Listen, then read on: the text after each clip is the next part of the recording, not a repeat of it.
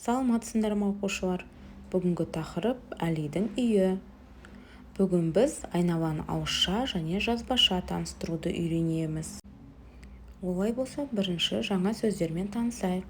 Жаңа сөздер: алдында, впереди, артында, сзади, жанында, рядом, қарсы, напротив, жер үй, частный дом. Олай болса, өзіміз тағы бір рет қайталап шығайық. Олай болса, жаңа сөздерді үйрендік. Алдымыздағы суретке назар аударайық.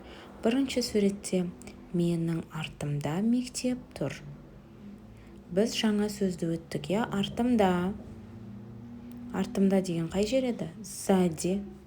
Оң жағымда менің үйім тұр. Оң жағым правая сторона.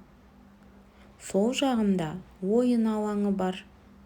Сол жағымда левая сторона. Алдымда балабақша тұр. Алдымда деген қандай еді? Впереди. Келесі суретте мен мектептің жанында тұрмын. Жанында, рядом. Келесі соңғы суретте маған қарсы досым келе жатыр. Қарсы, напротив. Бірінші тапсырмаға назар аударайық. Сен қайда тұрсың? Айналаңда не бар? Айтып бер. Үлгі: менің алдымда үстел тұр. Менің артымда терезе бар. Енді өздерің айтып көріңдер. Менің жанымда есік бар. Маған қарсы парта бар деген сияқты өзіміз айналамызға қарап айтып береміз. Көрсетейік және айтайық. Екінші тапсырмаға назар аударсақ, екінші тапсырмада Әлидің үйінің айналасын сипаттап бер. Біз суретке қараймыз. Суретке қарап, Әлидің үйінің айналасында не бар екенін айту керекпіз. Үлгіге назар аударсақ, үйдің алдында гүл өсіп тұр. Енді өзіміз қарап сипаттаймыз. Үйдің оң жағында гараж бар. Тағы осылай сипаттаймыз. Үшінші тапсырма. Үшінші тапсырмада ойнап көреміз. Көршіңмен бірге рөлдік ойынға қатыс. Бірің Әли бол, Әлиге сұрақ қойыңдар дейді. Яғни қасымызда отырған оқушымен ойнасақ болады. Біреуміз Әли боламыз, біреуміз оған сұрақ қоямыз. Үлгі беріліпті.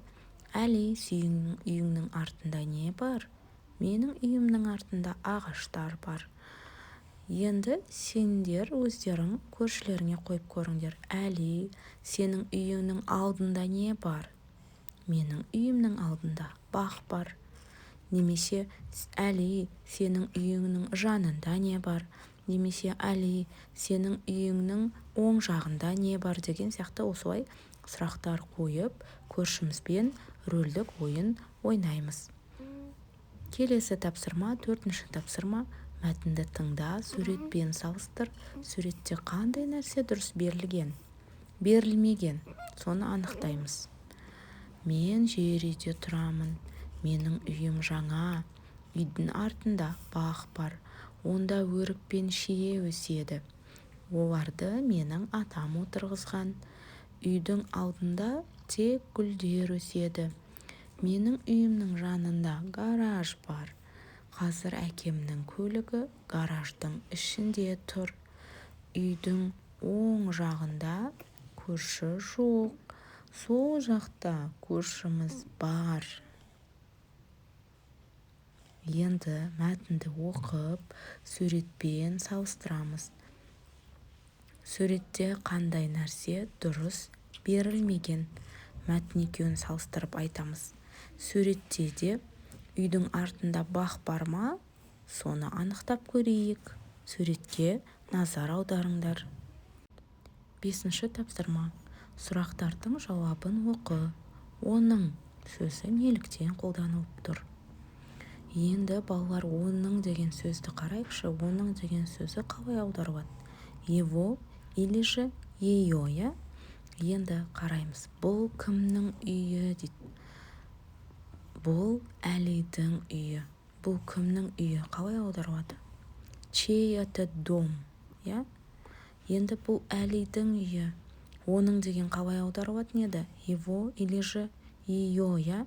Немесе Әлидің, немесе Асанның, я? Оның үйі қандай? Какой его дом? Оның үйі үлкен. Енді оның дегенге қарайық. Яғни оған қосылатын қосымша қандай екен? Немесе с. Оның гаражы, оның үйі, оның атасы, оның көршісі, немесе оның кітабы, оның дәптері. Көрдік па? Қосылатын қосымша немесе с болып келеді екен. Енді қараймыз. Кімнің, я? Чей, кімнің? Оның, я? Жаңа айттық. Қалай аударылатын еді? Его или же ее. Оның үйі, оның гаражы, оның көршісі, оның атасы. Енді назар аударайық. Доп, егер сөздің соңғы әріпі п болса, оған біз деген қосымшаны жалғасақ, п әріпі б әріпіне ауысады екен. Оның добы. Бағана мен айттым, я? Оның кітап, я? Кітабы б-ға ауысып кетті. Сол сияқты бақ, егер сөздің соңғы әріпі қ болып, оған қосымшасы жалғанатын болса, қ әріпі ғ әріпіне ауысады екен. Оның бақ болмайды, оның бағы болады екен. Енді 6-шы тапсырмаға назар аударайық. Көп нүктенің орнына 5-ші тапсырмада берілген қосымшалардың тиістісін қойып жаз дейді. Оның ағашы, оның шиесі, оның бағы болады, я? Оның үйі, оның көлігі, к әріпі г әріпіне ауысады. Оның досы. Түсінікті ме? Олай болса дәптерімізге жазып алайық. Балалар, осымен берілген тапсырма аяқталды. Оқушылар, егер сабақ ұнаса, каналға тіркеліп, лайк басып, пікір қалдырыңдар. Сау болыңдар.